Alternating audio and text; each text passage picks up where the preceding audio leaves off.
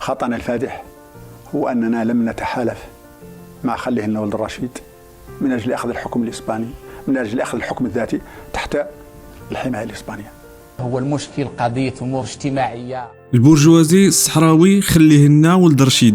اليوم بغينا نحكيو اللاصق المفيد على هذا الإنسان الغريب المعروف في الجنوب والمجهول في وسط المغرب وفي شماله، وبيان سور الناس ديال العيون غادي يعرفوه بسهولة لأنه ولد مدينتهم ولأنه من قبيلة رقيبات. أبناء الذين استقبلوا جدنا في قرية أخرى من الرقيبة وسكنتا وأولادين. كيفاش بدات ليستوار؟ باختصار وكيف ما كتعرفوا، فقبل من 73 الصراع على الصحراء كان على الأشد ديالو ما بين موريتانيا والمغرب. في عام 73 مع الأسف بانت عند بزاف ديال الصحراوة واحد الرغبة في الاستقلال وبناء دولة، كانت النتيجة ديالها تأسيس الجبهة الشعبية لتحرير الساقية الحمراء ووادي الذهب والمعروفة باختصار بالبوليزاريو. اسبانيا من بعد الضغط الدولي شافت راسها خارجة من الصحراء اليوم ولا غدا، فانت حتى هي دارت حزب وسماتو حزب الاتحاد الوطني الصحراوي وباختصار البونز. علاش جبدنا هادشي كامل؟ لأنه بكل بساطة العائل د الرواية كان هو الأمين العام ديال هذا الحزب، وهذه كانت البداية الرسمية ديال مشواره السياسي، ويقال أنه شارك في انتفاضة العيون مع المناضل البصيري. بداية عمل السياسي كانت مع السيد محمد بصيري حينما جاء للصحراء 68. لكن دابا خلينا من هادشي كامل ودخل لينا في صلب الموضوع. إلا كان المغرب كيقول الصحراء ديالي وموريتانيا كتقول الصحراء ديالي والبوليزاريو كيقول لا راها ديالي، شنو كيقول هاد البونز؟ باختصار هاد الحزب حتى هو بحال البوليزاريو باغي الاستقلال، لكن باغي هاد الاستقلال يكون تدريجي ويبدا بعدا بحكم ذاتي تحت سيادة اسبانيا. هادشي علاش الصحراوة سموا عليه الحزيب ولا حول التوش. الحصول من بعد ما شاف بلي البوليزاريو دات ليه الكليان، ناض ولد رشيد بغى يتفاوض مع الوالي مصطفى السيد مؤسس البوليزاريو باش يتحالفوا كاملين في حزب واحد، لكن الوالي ما بغاش وقال له بلي نتوما الناس البونز غير بيادق ديال اسبانيا. وبين قوسين فالوالي ندم من بعد علاش ضيع هاد الهمزه من بين يديه بشهاده رفيق دربو المحجوب السالك. وقالها صراحة يبكي دموعا: خطأنا الفادح هو أننا لم نتحالف مع خليه لنا ولد الرشيد من أجل أخذ الحكم الإسباني، من أجل أخذ الحكم الذاتي تحت الحماية الإسبانية.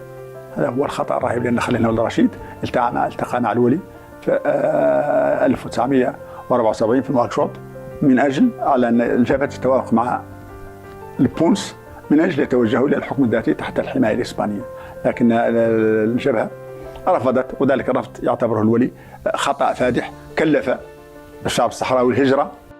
المهم انا السي ولد رشيد غادي يدير واحد عامره في خاويه ديال رونالدينيو. كيف ما قلنا في الفيديو الاول، قبل ما يخرج قرار محكمه لاهاي والمسيره الخضراء الى اخره، كان صيفطت الامم المتحده واحد البعثه للصحراء باش زعما تشوف شنو كيقولوا الصحراوه في هذه القضيه. كتقول البعثه في التقرير ديالها باللي تلاقى صاحبنا في الصحراء وقال لهم باللي غيتسناهم في مدينه الداخله بشماهير البونز، لكن موراها غبروا الاثر حتى تعلن في الراديو باللي راه دخل المغرب واعطى الولاء للملك الحسن. هو كيقول باللي دار هكا لأن مجتمعنا الصحراوي مجتمع قبلي. كما أنني يعني بكل نزاهة وبكل موضوعية لم أرى مستقبلا لدولة لا يتعدى سكانها العدد القليل يعني، ومتوزعة إلى عشرات القبائل وفيها نزاعات قبلية قديمة. ولكن هذه الأسباب اللي ذكر فيها إن حيث بكل بساطة داكشي اللي قال حقائق تاريخية ماشي جديدة، معنى أنه كان عارفها قبل ما يدير الحزب.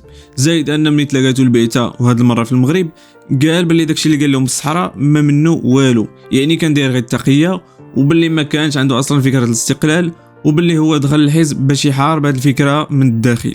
هضره هنا وهضره لهيه. المهم الصحراوة اتهموه بالخيانة، وبين قوسين قالوا باللي هرب للحزب ديالو بالميزانية، ولكن حنا ما نقدروش نتهموه بالباطل، فخاص الصحراوة ياكدوا لنا الخبار ولا ينفيوها ان شاء الله بربي. المهم من بعد ما كان اسبانيا باغا دير استفتاء وناض تروين هاد محكمة لاهاي وبعثة الامم المتحدة والمسيرة الخضراء الى اخره، ما بقاش دار استفتاء وتسنات في بلاصتو معاهدة مدريد اللي قسم بها المغرب الصحراء مع موريتانيا. وما بني على باطل فهو باطل، فحزب ولد رشيد تفرتك له الشمل. الناس ديالو فيهم اللي مشاو للبوليزاريو وفيهم اللي هبط لموريتانيا، والبقية تبعت خليل هنا ودخلت للمغرب، بحال خطري ولد سعيد الجماني بطل النكات المغربية، والحسن الثاني استقبلهم استقبال الأبطال. كونوا على يقين أن استجبنا من الآن لرغبتكم، ولو جئتم قبل هذا الوقت لاستجبنا لكم. تعرفوني ما يمكنليش نردكم في شي حاجة. ما علينا. الجائزة ديال خليل هنا هو أنه تعيين في 77 وزير مكلف بالشؤون الصحراوية، في 83 ولا رئيس المجلس البلدي ديال مدينته الأصلية العيون.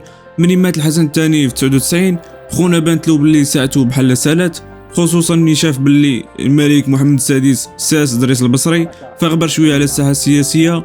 ولكن كيف ما ولفنا عليه، فين ما كيغبر في شي بلاصه كيبان في بلاصه اخرى. وداكشي اللي كان في 2006 تعين رئيس المكتب الملكي الاستشاري للشؤون الصحراويه، ولذلك استحق عن جدارة لقب حرباء الصحراء. تحياتنا ليه. لقد كان في قصصهم عبرة.